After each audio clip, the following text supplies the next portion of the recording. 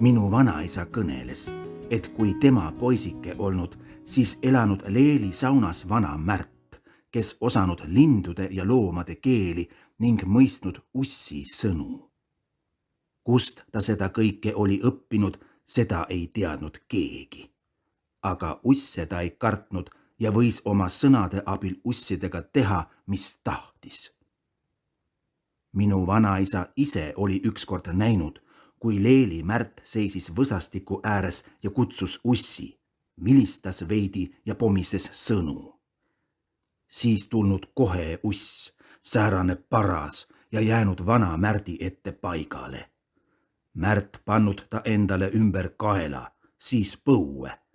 Uss pole mehele midagi teinud. Pärast saatnud ussi jälle metsa tagasi. Aga seda pole keegi näinud, et Märt oleks kunagi mõnd ussi tapnud või neile muidu halba teinud. Kord oli mõisa vaimuvägi Karjasoo lähedal heinal. Oli palav päev, usse oli palju liikvel. Üks tige loom tuli põõsast ja nõelas Pärtli vaimutüdruku jalga. Jalg paistetas üles. Suure vaevaga komberdas tüdruk koju.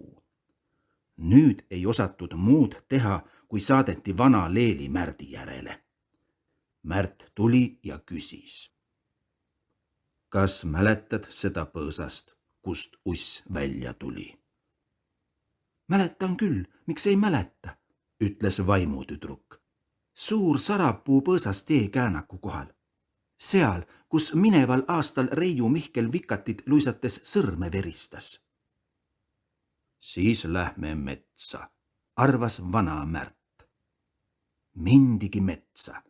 Tüdruk leidis ka kohe põõsa üles ja näitas. Siin samas nõelas. Hea küll, ütles Märt. Siruta nüüd jalg välja. Tüdruk pani silmad kinni ja sirutas jala välja. Vana Märt hüüdis 3 korda. Tule siia, tule siia, tule siia. Siis vilistas tasakesi ja pomises sõnu, millest tüdruk aru ei saanud. Nüüd tuligi sama uss, kes tüdrukut nõelanud, Märdi ette ja hakkas talle otsa vahtima. Ime puhtaks, käskis Märt. Kohe ajas uss kaela õieli ja hakkas haava imema ning lakkuma. Tüdrukul oli hea külma tunne jalas, muud ta ei tundnud. Veidi aja pärast käskis Märt ussil tagasi minna ja tüdruk tundis, et jalg ongi terve. Nii arstis ta ühte puhku ussi nõelamist ega olnud külarahval muretki.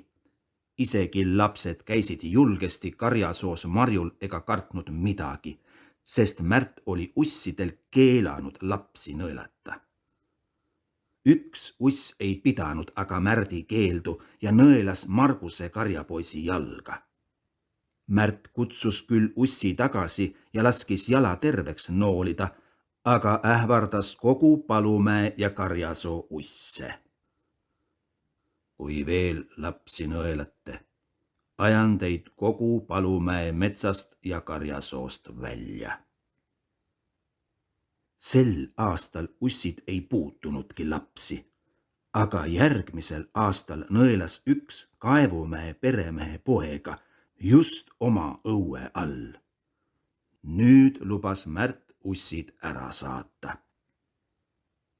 Ta käis soo risti läbi, Paluga kõrtsist kuni Kõrgerabani ja küla alt kuni Karjasoo teise ääreni.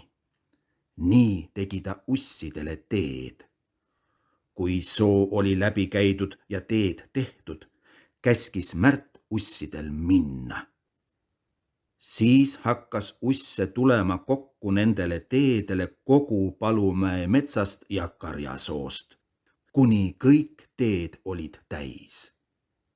Ja siis hakkasid ussid minema. Läksid loogeldes kogu söögivahe, kuni kõik olid läinud. Pärast seda ei nähtud kogu Palli küla ümbruses ühtki ussi. nii kaua, kui elas vana Märt. Nüüd on vana Leeli Märt juba ammu surnud ja ussid vähehaavalt tagasi tulnud. Miks Märt neid ussisõnu oma pojale ei õpetanud, seda vanaisa ei teadnud.